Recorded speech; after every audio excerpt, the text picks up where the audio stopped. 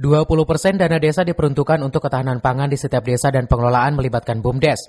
Peran serta BUMDes menjadi tanggung jawab penuh akan aliran dana tersebut untuk kelompok tani yang mendapatkan suntikan dana. Di tahun 2025, Pemdes Petir Kecamatan Dramaga, Kabupaten Bogor melalui musyawarah desa khusus telah menetapkan kelompok tani bidang perikanan nila. Selain mengusulkan bidang peternakan dan pertanian, hal ini guna memajukan poktan di wilayah sehingga satu bidang poktan perikanan ikan nila dapat berjalan sesuai harapan meningkatkan perekonomian warga masyarakat. Ketahanan pangan sekarang dikelola dengan BUMDes gitu. Untuk ke depan membantu potensi yang ada di wilayah terkait perikanan. Kita BUMDes 2025 ini kita di perikanan nila.